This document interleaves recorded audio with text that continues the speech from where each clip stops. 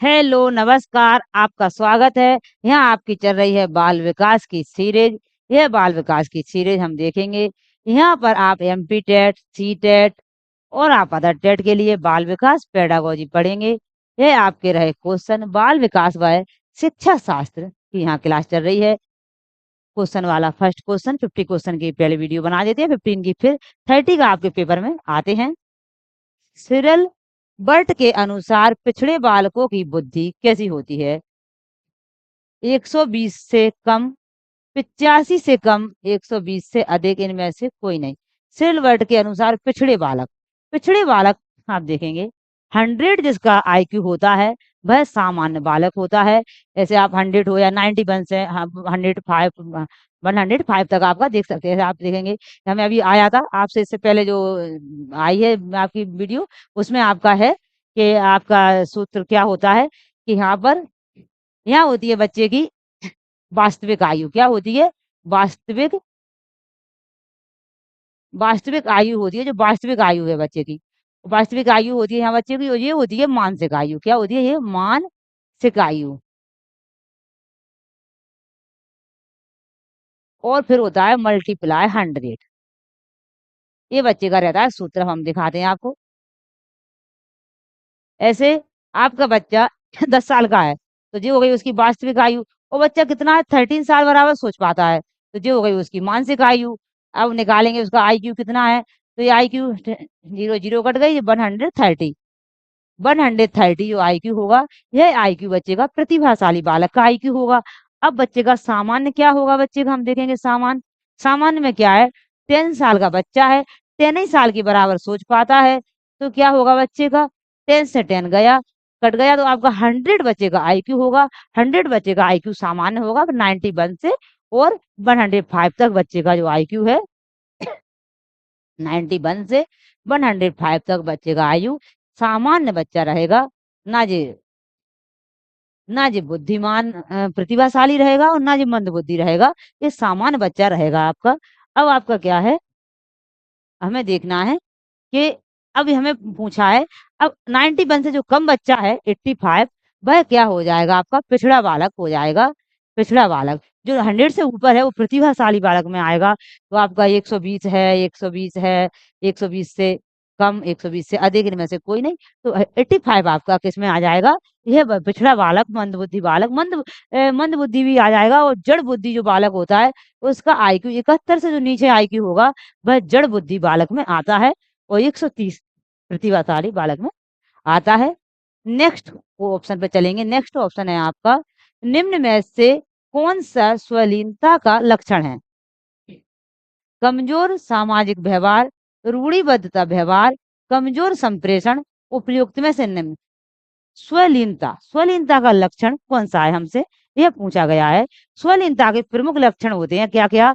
एक कठिन, आप कोई शब्द है उसे अटक अटक कर पढ़ रहे हो, या कमजोर सामाजिक में कोई कमजोर व्यवहार है आपका, समाज में कमजोर व्यवहार कर रहे हो, या रूढ़िवाद व्यवहार है आपका, या कमजोर संप्रेषण है, किसी से भाषा का आदान प्रदान नहीं कर पा रहे हो आप, या फिर चीजों के बारे में बार बार क्या कर रहे हो? दोहरा रहे हो, उन चीजों को रट रहे हो, बार बार दोहरा रहे हो, समझ नहीं पा रहे हो, या चीजों को आप क्या कर रहे हो? आप मतलब ऐसी चीजें याद नहीं कर पा रहे हो, तो क्या हो जाएगा? स्वलीनता मतलब आप स्वयं में सक्षम नहीं हो और जी ऐसा कर रहे हो, तो उपयुक्त सभी डी ऑप्शन आपका राइट होगा। नेक्स्ट क्वेश्चन पर चलेंगे। नेक्स्ट क्वेश्चन है हमारा,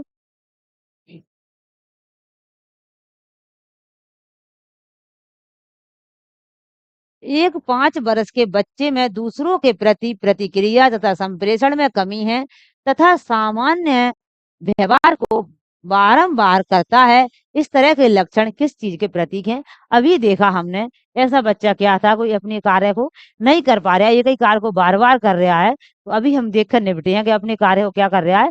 बार बार कर रहा है, अटक अटक कर पढ़ रहा है, कमजोर सामाजिक व्यवहार है उसका। ये सब कह में आएगा शीर्षक स्वलीनता में आएगा। इससे पहले क्वेश्चन आया था, राइट ऑप्शन आपका सी होगा। प्रतिभाशाली बालक क्या होता है?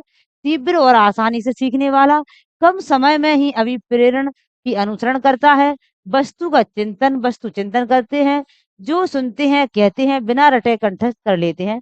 जो बच्चा प्रतिभाशाली बालक है, वह तीव्र और आसानी से सीख जाता है चीज़ों को। एक तो तीव्र सीख जाता है और आसानी से सीख जाता है चीज़ों को।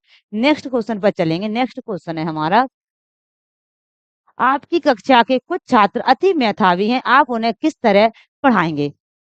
जब वे चाहें कक्षा के साथ, समृद्धिकरण कार्यक्रम के द्वारा, उच्च कक्षा के साथ। आपके बच्चे कैसे हैं? छात्र अति मेधावी छात्र हैं, तो आप क्या करोगे?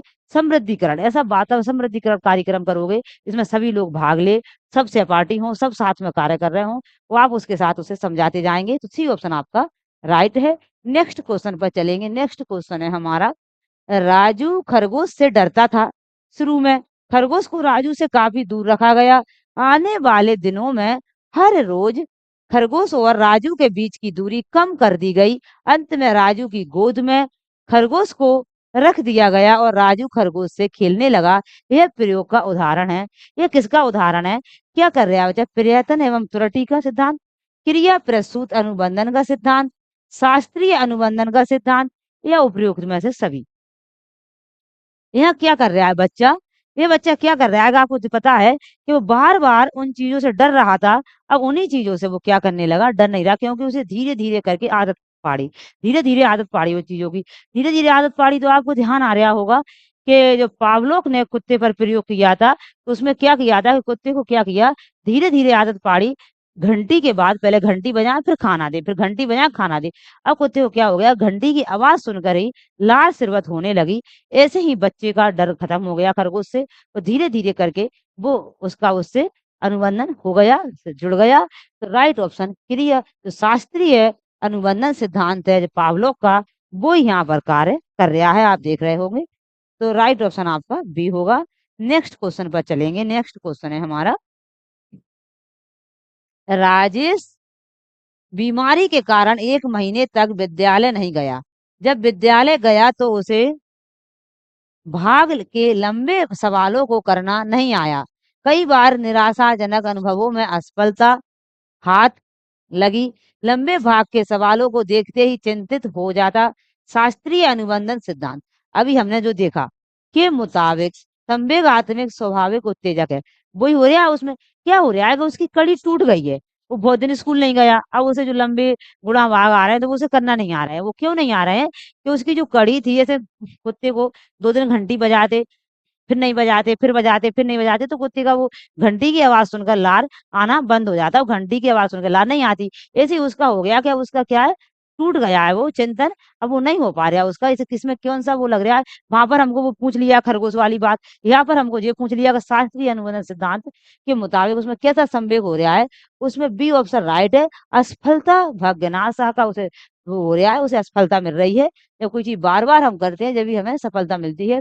इनमें से कौन-सी परियोजना विधि के रूप में जाने जाने वाली शिक्षण अध्ययन एक विधि, एक विशेषता है जो परियो परियोजना विधि में आती है। अनुभव परिकल्पित है और इसलिए एक प्रभावी लघु अवधि का अध्ययन है। यह खोजी प्रवृत्ति को विकसित करने में सहायक करता है। यह अपसारी विचार को हतो उत्साहित करता है। यह विद्यार्थी के व्यक्तित्व उपलब्धि पर जोर देता है, ना कि टीम कार्य पर। जो परियोजना विधि है आपकी, वो उसका सी ऑप्शन राइट है। ये अपसारी विचार को हतोत्साहित करता है। ये अपसारी जो विचार है, अपसारी तो आपको पता होता है चिंतन करना, सीखना, मगर हतोत्साहित आप इसे हम खुद कह रहे हैं, हमने जब पहली बार पढ़ा तो हम इसे ऐसे समझ रहे थे कि हतोत्साहित, उत्साहित मतलब अच्छा शब्द, हतोत्साहित मतलब नेगेटिव शब्द, नकारात्मक शब्द है, मगर ये नकारात्मक शब्द नहीं है। आपको कहीं दिखे, हम इसके बारे में और डिटेल में आपको बताएंगे। 23 वाला क्वेश्चन है ये। यहाँ लिखा है कि शिक्षण अध्ययन विधि अपसारी विचारों को हतोत्साहित करता है। और क्या लिखा है? एक अर्थ में अपने व्यक्तिगत रुचियों से अपनी शिक्षा निर्देशित करना चाहिए। इस विधि में पाठ्य पुस्तकों से बहुत कम पढ़ाया जाता है।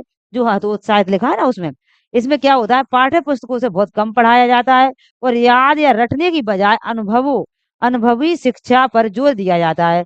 एक परियोजना विधि का कक्षा उद्देश्य पूर्ण समस्याओं को हल करने के लिए लोकतंत्र और सहयोग पर केंद्रित है। लोकतंत्र मतलब एक प्रजातंत्र पर वो है। तो ये आपका पॉजिटिव शब्द है हतो उत्साहित।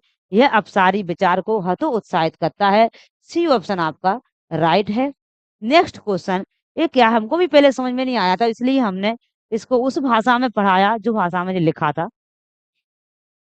छोटी समूह चर्चा निम्नलिखित में से किसे बढ़ावा देती है? सक्रिय प्रतिभागिता को, अन्य क्रिया सत्र को, समूह आधारित संप्रेषण को, उक्त सभी को। छोटी समूह चर्चा, छोटे छोटे समूह बना दे चार चार बच्चों के, और उनसे कहा कि आप उसमें चर्चा करो, आप उसमें बात में पढ़ा था ना, एक उसमें विविधता वाले बच्चे हैं, एक समावेशी कक्षा है, तो उसमें जब समूह बना दे तो एक बच्चा दूसरे बच्चे से सीखता है, इसे किससे बढ़ावा, किस चीज का बढ़ावा मिलता है? तो सक्रिय प्रतिभागिता, बच्चे सक्रिय होते हैं। क्रियात्मक सत्र, एक बच्चा में मेलजोल होता है। समूह आधार संप्रेषण होता है, इसमें बोलचाल होता है, आदान प्रदान होता है भाषा का। उपयुक्त सभी, सभी इसके राइट ऑप्शन होंगे।